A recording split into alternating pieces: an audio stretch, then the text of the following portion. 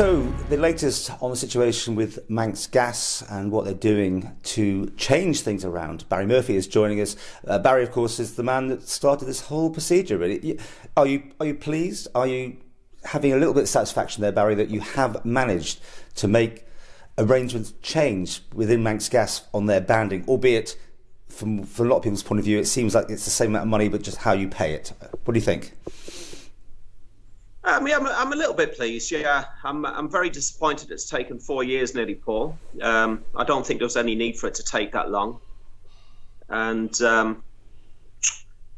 I think it's a little bit of a PR exercise, if I'm totally honest. I've had a few days to think about this now, and I was pleased, and it's nice to know as well that a lot of the sort of members of our group are pleased as well. But from sort of in reality here, this has taken far too long. We had far too many days standing in the cold protesting. As you well know, you came down to join us on many of them days, and it just seems that the timing is a little bit odd. We have this report coming out from the committee, hopefully in the next couple of weeks, and it seems a little bit of a shame that it's sort of before the report. It kind of takes the shine off it a little bit, but you know what? I'll take it, because at the end of the day, that's all I really asked for. Well, you wanted the bandings to be changed. Is this actually any solution? I mean, as I said at the beginning, it almost looks like you still got to pay the same amount. It's just how you pay it.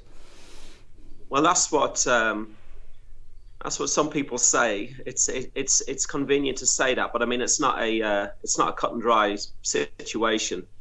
The old system, which is what again is going to become the new system, is a straightforward system. You pay a standing charge, which I believe will probably be around about 17p a day once you add the VAT on, and you will pay a higher unit charge, which I think is around about 7.5 to 8p per unit once you add the VAT on. But that's what you use. Now, I guess it's fair to say that for a lot of customers, they might prefer this system that's been in place for 4 years. I guess it would depend on circumstances, and I guess it would probably also depend on what band any particular customer is on. Well, what will you be doing? Will you be changing over to the old system? I will, yeah. I mean, I'm a Band E customer.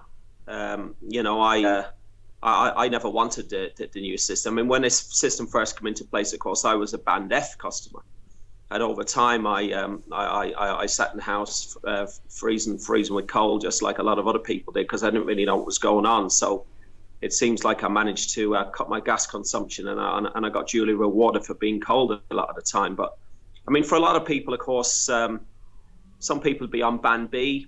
Pay that. I haven't got the numbers in front of me right now, but they'll be paying about 50p a day outstanding charge and the lower unit for gas consumption. So I guess in their situations, maybe there might not be much benefit. I don't actually know, but I think it's nice to have a choice, Paul. I think this now is probably better, I guess, a little bit better than it was 4 years ago, in the respect as back then we only had one choice, and now people are going to have two choices. Ideally, of course, I'd like even more choice, because some people are saying that there should be another tariff which would not include any standing charge whatsoever. Well, you've had communication with the top man there, and he had a phone call apparently. You two discuss things and ways forward? I've had 2 phone calls with Mr. Plenderleaf, actually. One which was purely and simply just because I had questions about my own account, and I eventually, because it seems like maybe I'm not a fairly straightforward kind of a fella, they had to put me to the top to get the question answered. But you know what, it was probably overdue, that conversation, but that was purely to do with my own account. And the second one was simply, as you know, I know when you spoke to him via Skype a few days ago, I think you said that I'd actually met him. I think you misunderstood that I never met the guy. We had a phone call. He corrected that and said he had a phone call with you, but was it useful though? Was that call useful? It's more useful for him really than it is for me. I mean, from what I understand, he intends to set up a questions and answer session, and obviously I've run in this group, the Facebook group, and we have got well, the 1,600 members sitting in there right now. So, I guess he wants to use that platform to reach out to customers and hopefully try to find out, if there's anything that he could do better. Okay, but we're still waiting for this big review, aren't we? Still, I mean, at the end of the day, it all seems to be sitting here. We're all waiting since December when it should have come out. Any ideas yet? What and where it will appear, and how long?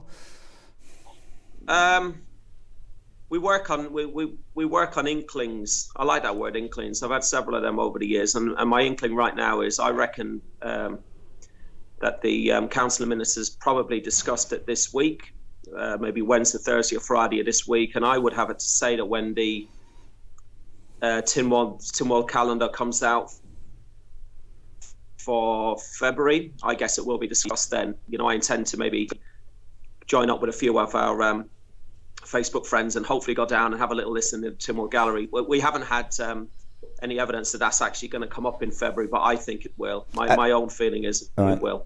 And any more protests, finally?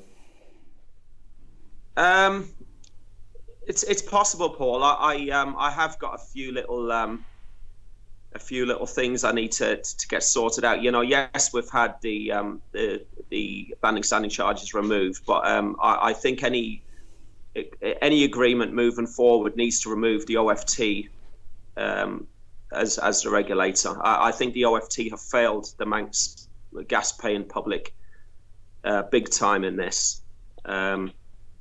That's my own opinion. They certainly failed me. I found them less than helpful from day one, and I think they've actually wasted a lot of my time. You please remember at all times, I am just simply a gas customer that has had a lot of issues with gas bills. But I think as a gas consumer with genuine concerns and problems, I think that they've dismissed far too many of them at this stage. So they have to be removed. And I think if they're not removed, it's quite possible that we will have to take to the streets again to force that issue.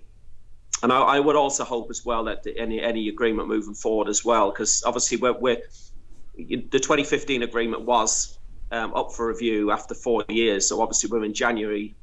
We're just left January 2019 now. So that is the first time it could come up for review. So all things being equal, I would hope that the government will introduce a new agreement sometime soon. And I would also hope that any new agreement will not allow any utility company, including Manx Gas, to allow the public to be vulnerable in the future. I think that there's no way in the world can we continue to work to an agreement that has penalised us in such a way, without any redress over the last 4 years. That's what I think. So it is quite possible. I mean, the government, just because this agreement's come out, we need to get this finished off now. There's no point in starting unless it's finished off.